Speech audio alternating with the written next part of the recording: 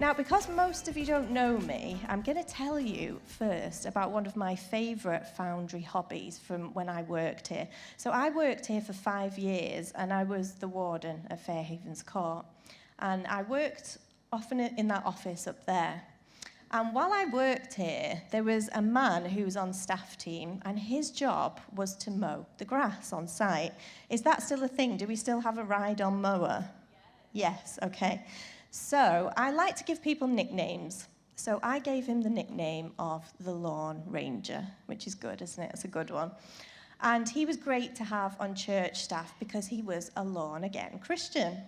Now, the jokes aren't going to get any better than that, just to warn you. But the Lawn Ranger used to mow the grass, and he was really good with health and safety, so he would wear his ear defenders as he mowed.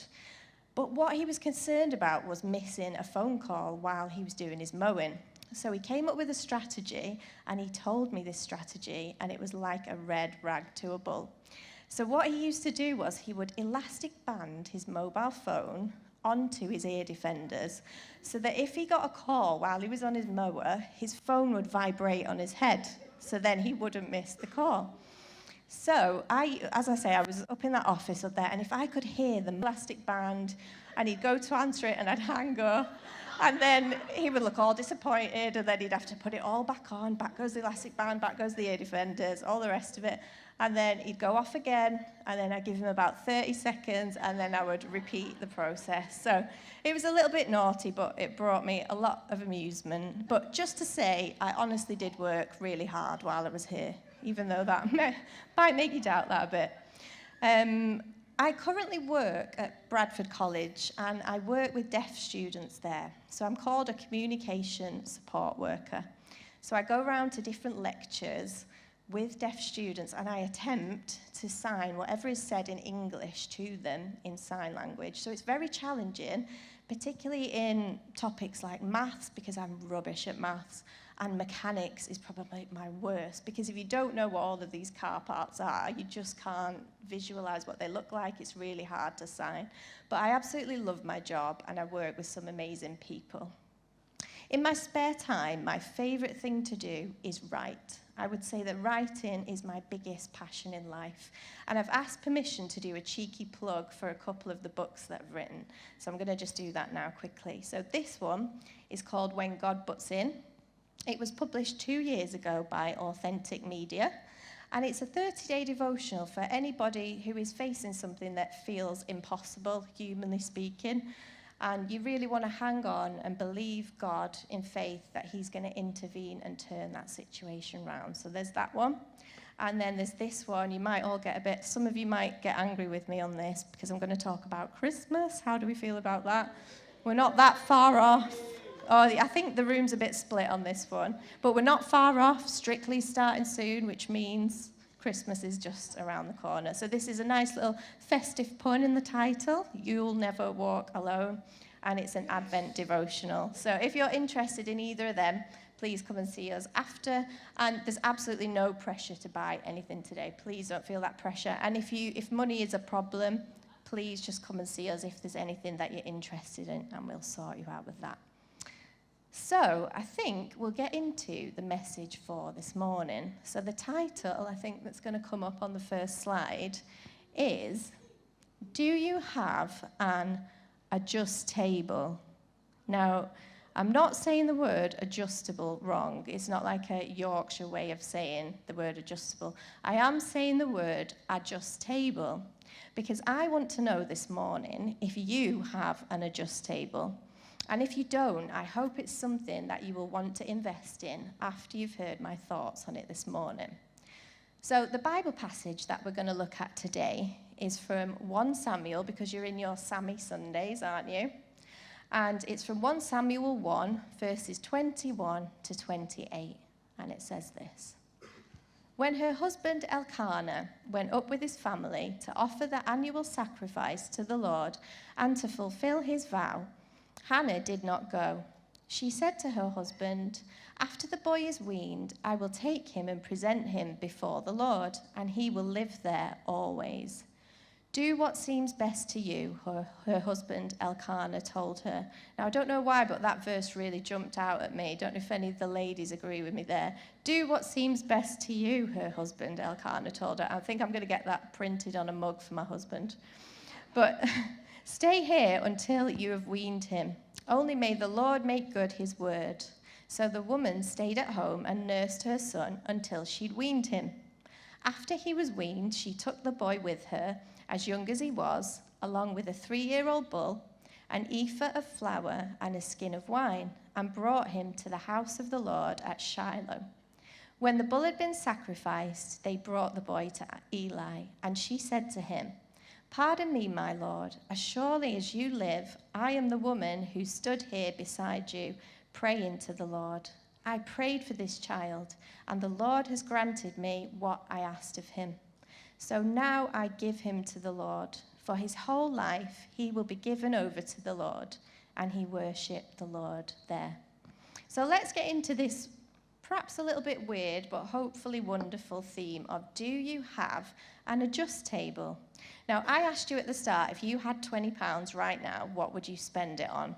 Well, I'm going to show you what I indeed have spent £20 on, which I am kind of regretting because Greeno told me that this actually is what I'm going to show you in some form.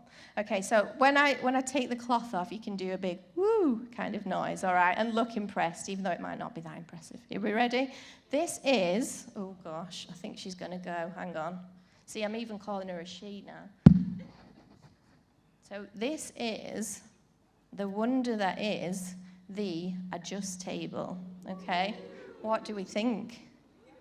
Isn't she amazing? Kind of hospital vibes a little bit, isn't it? Okay, but I came across this table of wonder because I turned 40 last year. And since I turned 40, my social media ads have mainly been from a company called Must Have Ideas. Does anybody else get this, who's kind of midlife phase? So Must Have Ideas are relentlessly trying to flog me things to help me in my midlife. And it's things like the Radiator Buddy, which is a long, thin duster that you use to get right down in the cracks and crannies of your radiator. We've got the Bin Booster, which I'm really tempted for one of these. So you kind of strap it onto your bin, you pull down the lever, and it squashes all your rubbish in, and then you can fit even more rubbish in your bin. Amazing. And then, of course, the wonder that is the adjust table. So this is a table you can adjust to suit your own personal situation. So if you're on the couch, you can drop her right down so she can be the perfect height and you can reach a cup of tea nice and easy. You can use her for breakfast in bed. I keep calling her, don't I? That's a bit weird. Sorry. You can swing it around and then it's the perfect height for your breakfast in bed. You could even use it. You know, some people like to have a standing desk, don't they? You could even do that with it. So I believe that Hannah, who we've read about in 1 Samuel, had an adjust table. And I believe that all of us here today need to learn from her example and make sure that we have an adjust table too. So first of all, we're going to look a little bit at the background of the story of Hannah. So Hannah was married to a man called Elkanah, and Elkanah had 2 wives, Hannah and Peninnah. And as they sat around their table for dinner, originally there was the 3 of them. Awkward times. And the reality is they probably didn't sit around the same table, but they are likely to have been in the same household under the same roof. So I imagine they could have encountered each other fairly frequently. So we had the 3 of them. Then Peninnah started popping out children like she was shelling peas. So it's thought that she had about 10 children. So this household table really had to adjust to accommodate Peninnah and Elkanah's growing Brady bunch. So Hannah longs for a child of her own to be sat around this table, but she was unable to conceive. And Peninnah was really cruel to Hannah. She mocked her for not being able to have a child. And imagine how that must have felt for Hannah. You got this deep longing to have a family, and you're unable to do so. And then this woman who's also married to your husband is just doing it like that. Every time you turn a corner in your house, you bump into one of the Brady Bunch, and it's just another reminder that your desires have not yet been met. But despite all of this, Hannah prayed persistently and passionately for God to answer her prayers and bless her with a child. And she made a big vow that when this prayer was answered, she would give that child back to God to serve him in the temple. That was a huge sacrifice on Hannah's part. And Hannah lived an adjustable life. She lived in this household with the Brady Bunch and longed for a child of her own. Eventually, God did give her her own child. And for around 4 years, Samuel sat around Hannah's table. But then after 4 years, roughly, she gave him to the temple, as she promised she would. And then Samuel's seat at Hannah's table was empty again.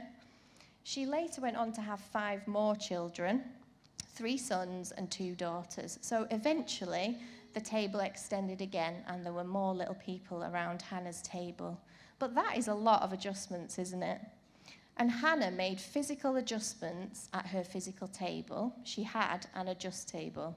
But alongside that, she had an adjustable heart, an adjustable spirit, and an adjustable life. And I believe that Hannah adjusted because Hannah trusted God. And I want us to focus this morning on Hannah's quality of being adjustable and bring a challenge about why it's such an important quality for us to develop. So the definition of being adjustable in relation to being a personal quality is the ability to adapt and thrive in the face of change. It's about being flexible. It's about being willing to modify your approach to meet changing circumstances. And it's about learning new skills, embracing new roles, and handling unexpected challenges. So that quality of being adjustable, there is a lot to it, isn't there? Now, confession time. I struggle massively with being adjustable. If you know me well, you will know that I am a list-making, planning, preparing, military operations style person. I don't like to go with the flow, and I don't like to adjust my carefully crafted plans. As we've just gone back into a new term at school for Chloe and at college for me at work, there's been a lot of changes, and it's highlighted to me just how unadjustable I can actually be. And I said to Rod a week ago, I said, I'm preparing this message on being adjustable, and it's really made me realize that I am one of the least adjustable people. And he just looked at me and said, well, you said it. So I think that must confirm that it is true. So I certainly haven't got this nailed, and it's something I realize I need to develop in myself. But although it's not a natural thing for me to be able to adjust, there are a couple of ways I feel in my life I have been able to make adjustments. And one of those ways relates to how I've adjusted my expectations of what my family would look like. So there'll be a little bit more to come on that later on. But why is it important that all of us, especially as Christians, are adjustable people? That we have adjustable hearts, adjustable lives, and physical tables that we're willing to adjust? I believe it's because there are many people in the world who desperately need to be accepted, loved, included by people who choose to live an adjustable life. You know, as God's people, we have been shown so much love, grace, kindness, forgiveness, and mercy. And our lives should really then adjust so that we can show all of those things to other people. I'm going to share a little bit about adoption later on. But that is the reality for us as Christians. We have been adopted into God's family forever. We have a seat around God's family table. And that positions us so well to then be able to reach out to other people and to invite them to the table too. And I believe, as I'm talking about adjusting, I believe it particularly relates to people in our lives, people that you will meet, I will meet every day, who are facing massive adjustments themselves. We all adjust, we all have to make changes in our lives and face change. But not all adjustments are on the same level. So I was back to work a couple of weeks ago, just as an example really, and there's an area where me and my colleagues have sat for 3 years where we type away, we have a little chat between our lessons, and basically with hardly any notice, they were just like, right, you can't sit in here anymore, off you go. So we're now kind of wandering around the building, trying to find somewhere to sit and work, and it's been quite annoying. We've all been a bit cheesed off. We've all had a bit of a moan about it. It's an adjustment we're having to make. But then the next day I met a girl who I've not seen for 3 months, who I work with, and she's an asylum seeker. And she, in that time when I've not seen her, she has been moved from a flat into a hotel, and this is a basic hotel we're talking about. She hasn't got anywhere to store food, she hasn't got anywhere to cook, she's been moved from her social, the people that she knew and lived, the neighbours and all that, she's been moved, so it's affected her social life, she's very stressed and anxious, and really it just puts into perspective the adjustments I'm having to make.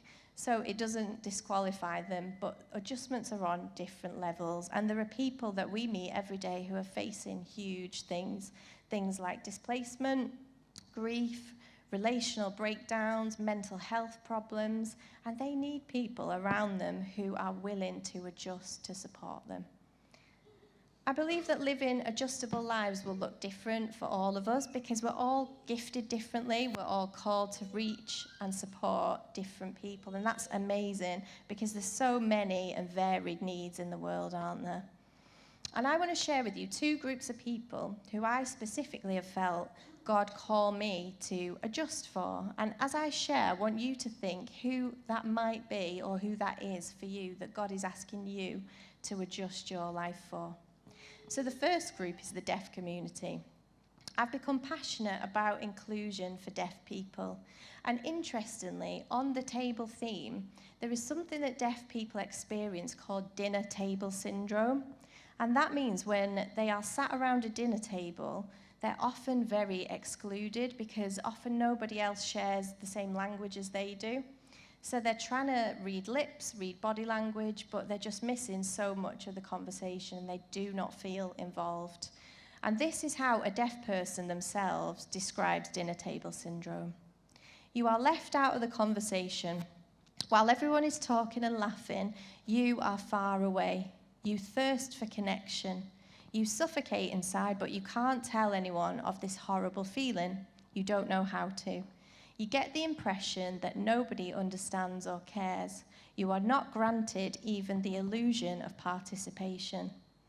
And this really hit home to me in a church that we used to go to. And I sat down next to this lady after the meeting to have a chat with her.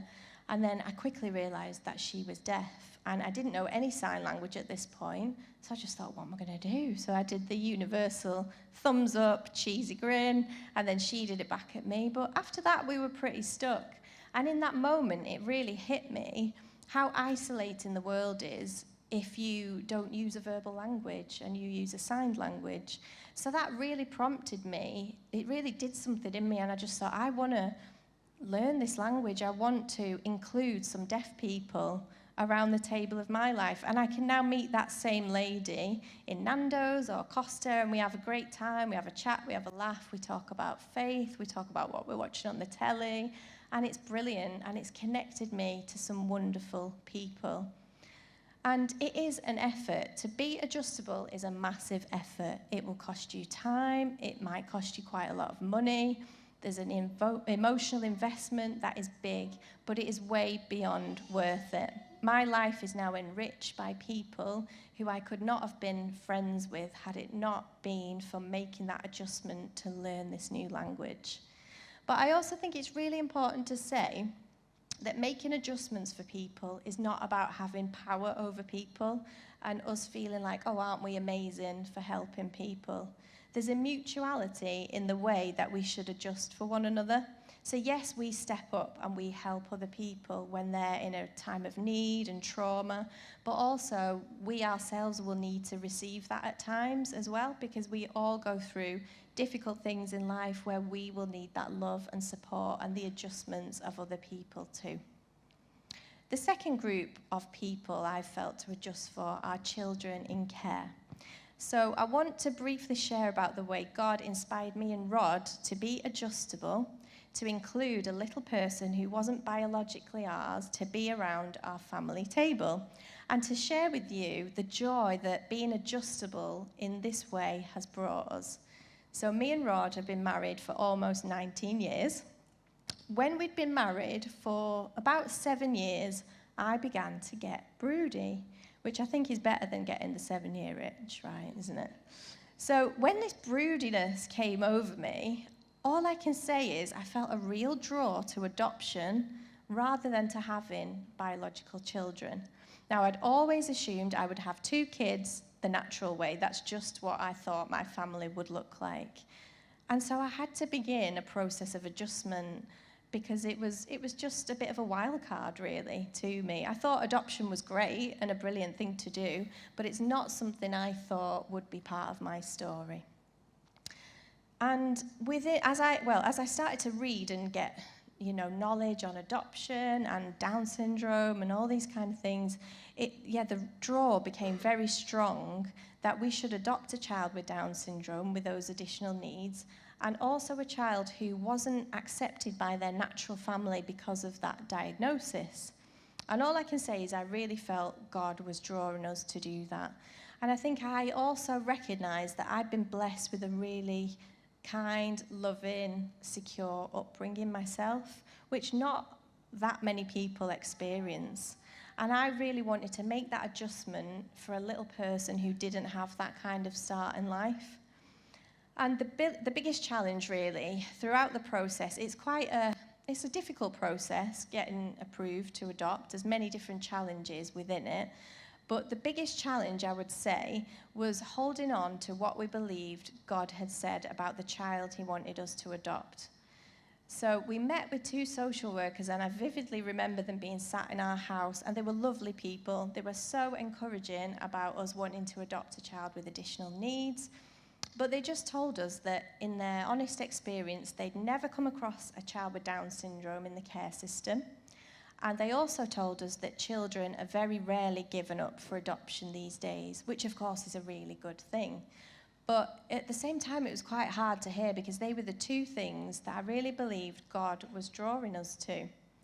And we really had to stand strong, stand our ground, and wait on God for the child that we believed he had promised to us, because it was so narrow what we were saying, a child with Down syndrome, very specific needs. They were regularly asking us to think about widening that, and it was really hard because we're looking at profiles of children and your heart goes out to them and you just want to step forward. But we had to be really strong on just staying strong on what God had originally said.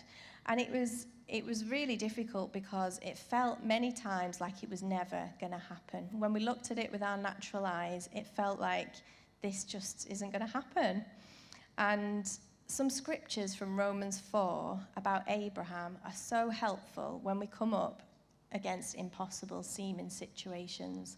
So Abraham was promised a child by God.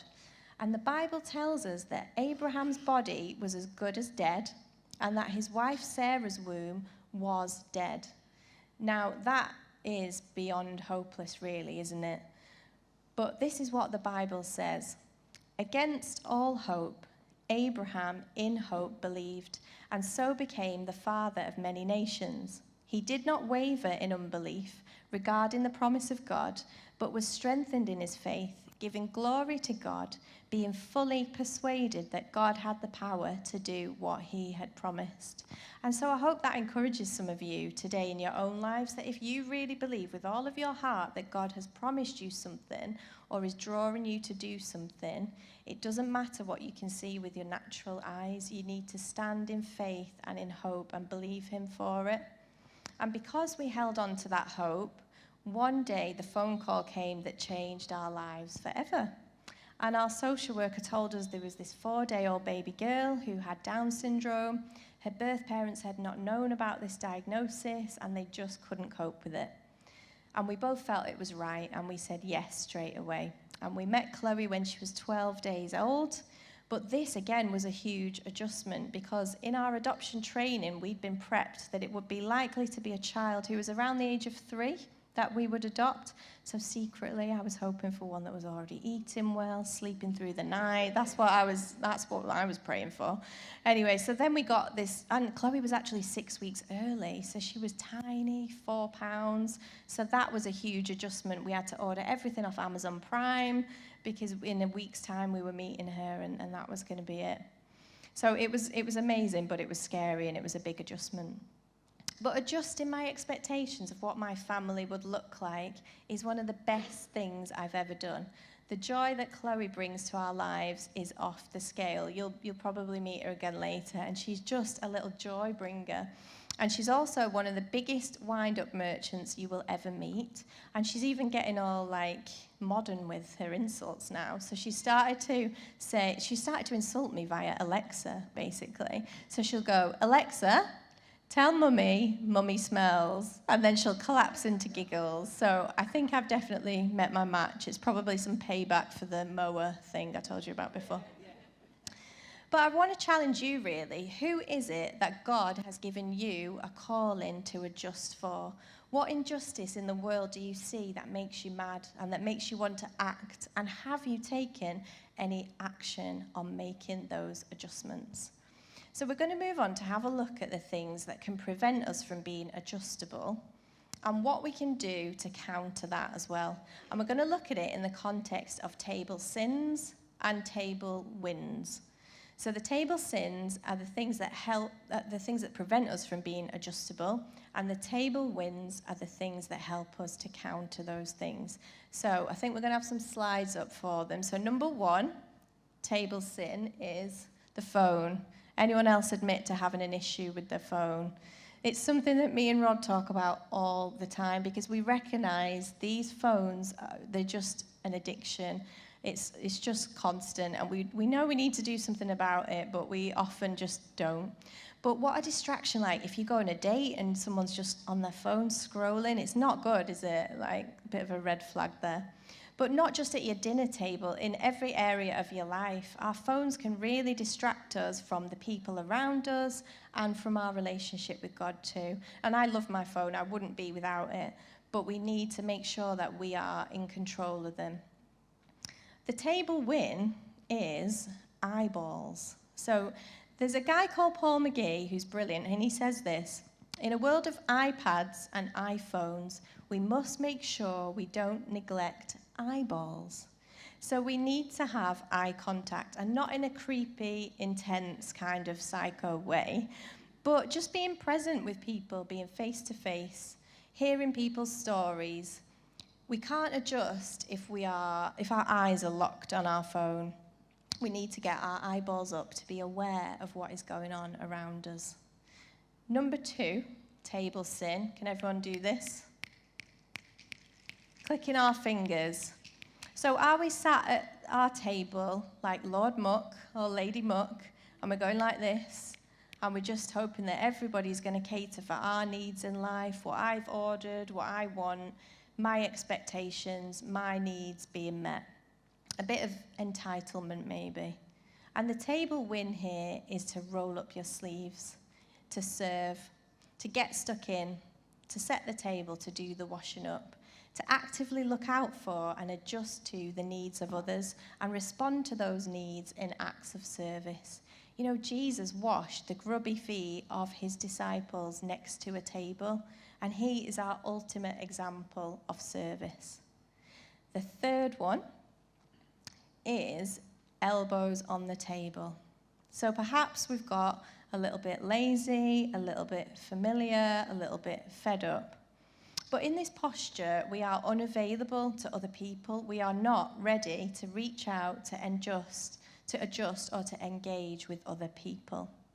So the table win here is positive posture, to sit upright, to have open body language. We're looking out for others. We're ready to welcome and love other people.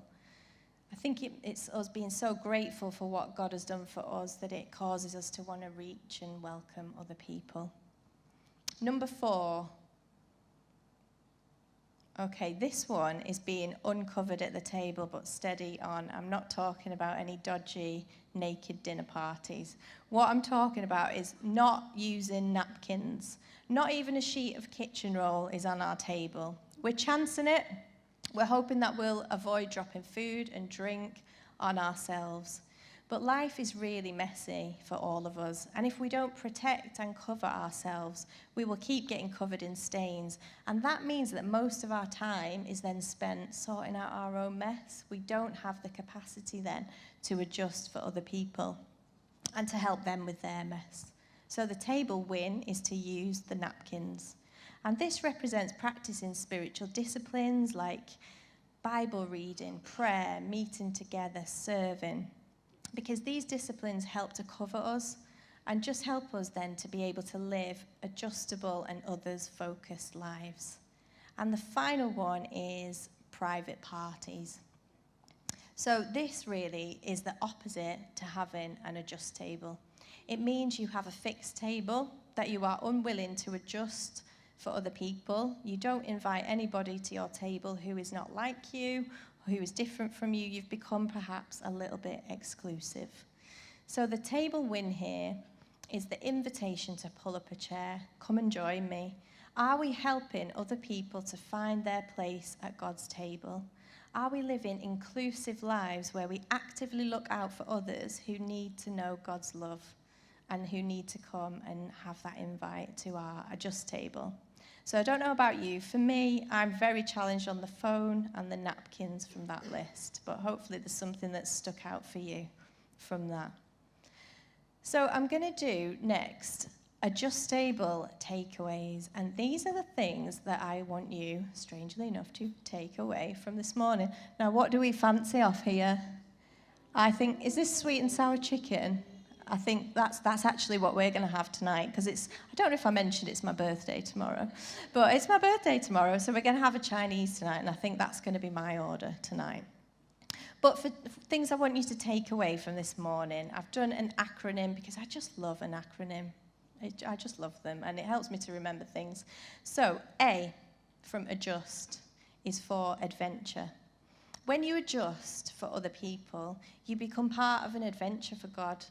Adjusting and being involved in supporting and loving other people takes you down new paths and connects you to new people. It will enrich you and it will broaden your life. D is for disorder, which you might think sounds a bit negative. But I think when we're adjusting, we have to embrace the disorder. We have to embrace it's going to be messy. As we step in to help other people, it is messy, there will be chaos, it is emotional, it is physically demanding at times as well. But there is true and authentic beauty to be found around one of these adjust tables. It's not going to look like a perfectly set table in like a Hallmark movie. It's going to be a lot messier. It's going to be disordered. But as we step into other people's struggles, the mess will be there. But that is exactly what Jesus did for us. He stepped into our struggle and he helped us out of our mess. And that is what we should gladly do for other people. J is for joy. It will bring you great joy if you invest in an adjust table.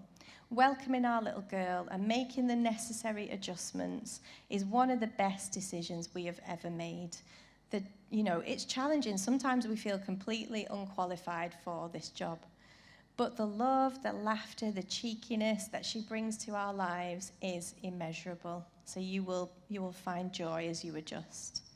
U is for understanding. Having an understanding and an awareness of the needs of the people around you. And also understanding that as a Christian, you are deeply loved, you are adopted into God's family, and that you will willingly then want to adjust to help other people find their seat at God's table. S is for show hospitality, but keep it simple. I love this quote from Shauna Niequist, and she says, "True hospitality is when other people leave feeling better about themselves, not better about you." So it's not about impressing, it's about including. And me and Rod found it challenging, really, that it's difficult now to have people around in an evening. It just doesn't work so well. So we've switched it up. We do a brunch morning when we can, and we have a coffee and a bacon butty with people. We call it catch up and ketchup. You can steal that if you want to. But we keep it simple. And then finally, the T is for trust. Hannah, who we talked about at the start, was able to be an adjustable person because she had a deep trust in God.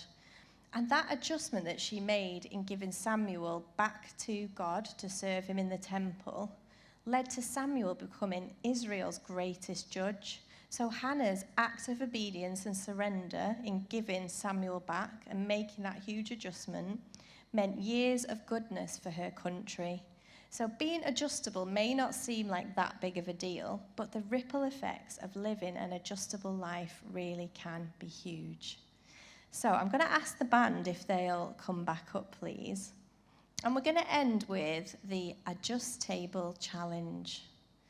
So this is where I want all of us to think of one person this week that we can make a small adjustment for. And I'm talking small adjustment.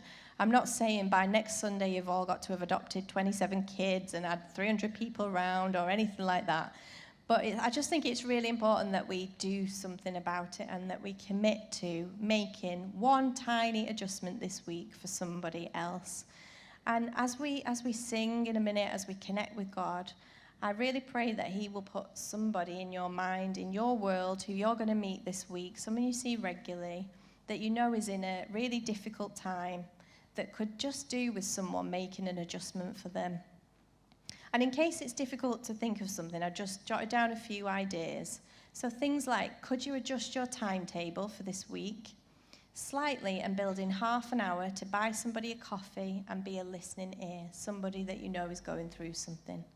Could you adjust your food shop budget to enable you to donate a few items to a family that aren't able to buy their own food this week? Could you adjust your phone use, as we talked about before, and commit to spending one break time at work, school, college, wherever, this week with your eyeballs up, not on your phone, and you're looking out just for someone who might appreciate even just 5 minutes of conversation? Could you, instead of doing the clicking fingers thing this week, just find one small way to serve somebody else this week? So start small, but be adjustable this week, and the joy that you will receive in the process will be great.